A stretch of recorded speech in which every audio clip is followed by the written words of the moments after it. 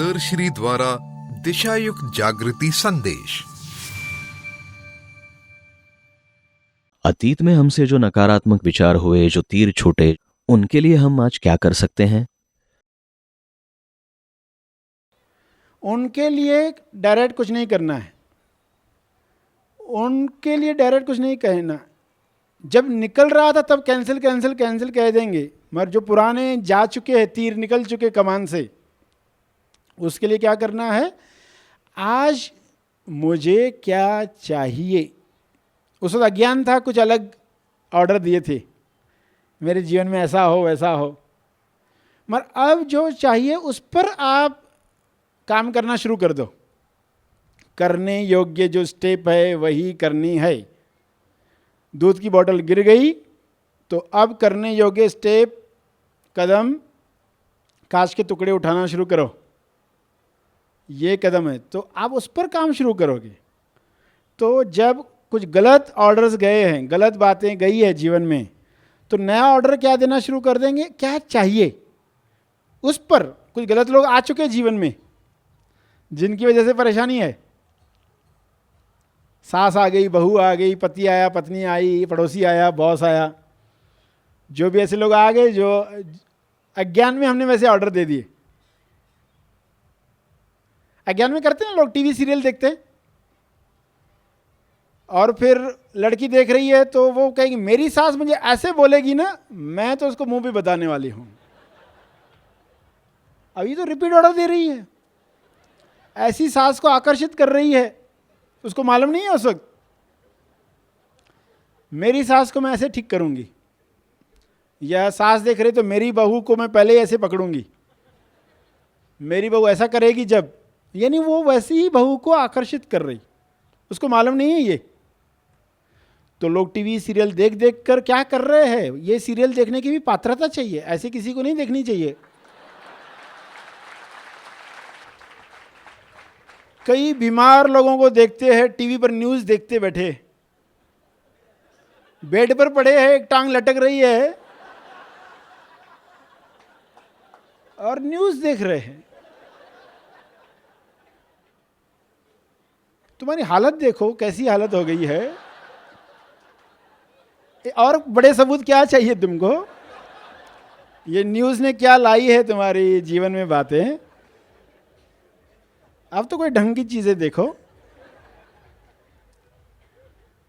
तो पात्रता नहीं, तो बीमार लोग हैं और झगड़ालू है लोग और ऐसे सीरियल्स देख रहे हैं, उनको पता नहीं है कि ये और झगड़ों का ऑर्डर दे रहे। रिपीट प्लीज, यही कह रहे, कुदरत को कह रहे रिपीट प्लीज।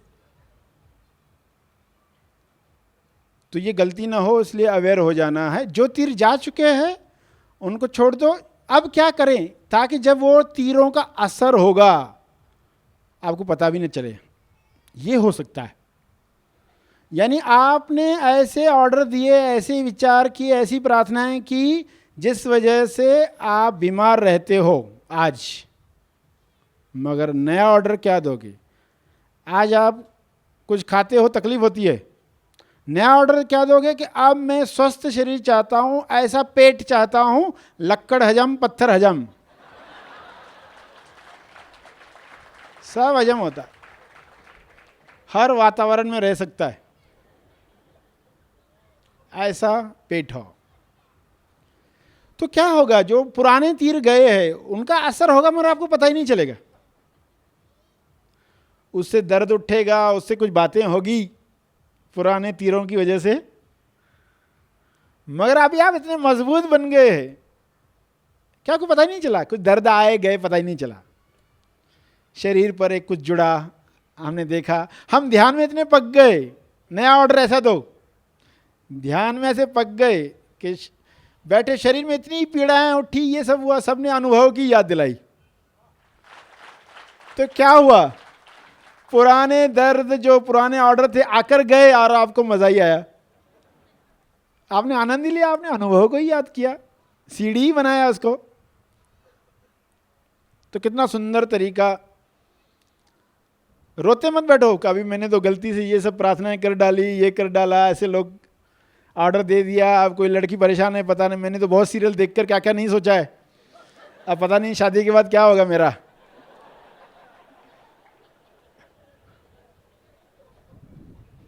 तो उसको क्या, अब क्या करना, अब जो चाहिए वैसा ऑर्डर देना शुरू करो। ऐसे ध्यान में पक जाओ कि लोग चीजें आकर भी गई पता ही नहीं चला, ये हो सकता। तो जो हो सकता है उस पर ध्यान दो, तो आप विचार नियम का मैक्सिमम लगातार फायदा ले पाएंगे। यानी क्या होगा कि पुराने ऑर्डर्स का फल आएगा भी, मगर आप इतने आनंद में हो कि वो आकर गया पता ही नहीं चला। तो नया ऑर्डर क्या दो कि अब इतना आनंद आया हमारे जीवन में। देखो, आनंदित इंसान ही कुछ चीज़ें भोग लेता है, उसको फिक्र ही नहीं होती, मतलब कोई बात नहीं। एक आनंदित इंसान है, कोई आके बोलता है कि अभी तुम्हारे घर में आज 10 मेहमान आने वाले, मतलब कोई बात नहीं। और जो आनंदित नहीं है बोलेगा अरे बाप रे अब क्या होगा, राशन नहीं है, ये नहीं है, वो नहीं है, घर में आज काम वाली बाई नहीं आई है, क्या क्या वो सोचना शुरू कर देगा। आनंदित ऐसा बोला आने दो, कोई बात नहीं है, सब मैनेज हो जाएगा। वो इतना आनंदित है ना, और उसने देखा है कि सब मैनेज हो जाता है, तो अब वो इसकी फिक्र छोड़ देगा कि पुराने ऑर्डर्स हमारे क्या गए हैं। और जैसे गुरु हमारे जीवन में आते हैं तो वो यही तो सिखाते हैं कि चलो ऑर्डर्स कैसे पुराने कैंसिल करें। जब एक बच्चा कुछ चीज़ लेकर आता है बाज़ार से, तो जब उसको आप बोलते हो ये चीज़ नहीं चाहिए, वापस लौटा के आओ, तो वापस लौटाने नहीं जाता। फिर कोई जो बड़ा होता है घर का, अच्छा मैं भी चलता हूँ तुम्हारे साथ, तो वो खुशी से चलता है। तो गुरु को लेकर जाना है वापस ऑर्डर कैंसिल करवाने के लिए।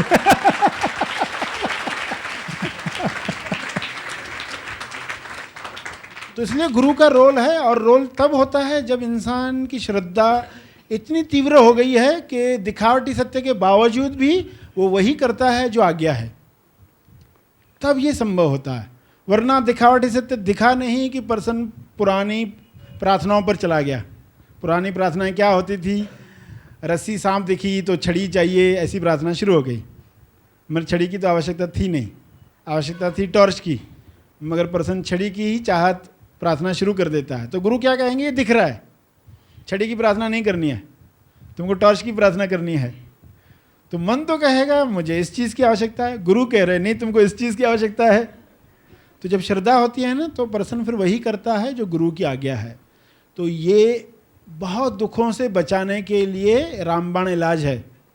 वरना इंसान इतने सारे दुख सहता है अननेसेसरी, क्योंकि उसको पता नहीं है कैसे जीना है। वो हर दिखावटी सत्य के साथ गलत प्रार्थना शुरू करता है, और हर गलत ऑर्डर फिर और कुछ चीज़ें लाता है जीवन में, फिर उसको देखकर और गलत ऑर्डर देता है। ऐसा पूरा उल्टा साइकिल चल रहा है इंसान के जीवन में। इसलिए गुरु का इतना महत्व बताया गया है, क्योंकि वहीं पर ही इंसान कुछ ऐसा सोचेगा, ऐसा करेगा जो वैसा नहीं करने वाला था, और ये नया कर्म ही उसके जीवन में नई चीज़ें लाता है। तो दोनों तरीके बताए आपको। पहले तो अभी नई प्रार्थना क्या करो, लक्कड़ हजम पत्थर हजम। तो पुराने आएंगे भी तो आपको हिला नहीं पाएंगे, और ऐसे स्मूथली निकल जाएंगे, पता भी नहीं चलेगा। हालांकि शरीर को तकलीफ होगी उसमें, मगर वो तकलीफ आनंद के सामने इतनी छोटी है कि लगेगा ही नहीं। जैसे आप पार्टी में हो और पाँव दुख रहा है, तो आपको पता ही नहीं चलता। पार्टी में इतने आप खुश हो, सब आपके मित्र आए हैं, गिफ्ट लेकर आए हैं, तो आपका ध्यान पूरा उस पर है, जो मिल रहा है उस पर फोकस है, सब आनंदित है। तो पाँव दुख भी रहा था, पता ही नहीं चला। तो वो पाँव दुखने का समझो 4 घंटे दुखने वाला था, वो 4 घंटे ऐसे बीत गए, पता ही नहीं चला। तो फल तो आया था, पाँव दुखा भी था, मगर आपको पता नहीं चला। थोड़ा थोड़ा पता चल रहा था बीच में, मगर आपने कहा कि कुछ केयर नहीं, इसकी कोई ज़रूरत नहीं है। तो ऐसी अवस्था लेकर आओ। मैं यहाँ मेरे एक दोस्त है, उनके रिकमेंडेशन से यहाँ आया मैं। तो उनके घर का एक प्रॉब्लम था कि उनका जो बेटा था वो 12वीं फेल हुआ था, और उसके भविष्य के बारे में बहुत चिंता थी उनको। और पहले वो हमेशा उनके माता पिता को बोलता था, ये तुम जो भगवान का जो कर रहे हो उसके ऊपर मेरा भरोसा नहीं।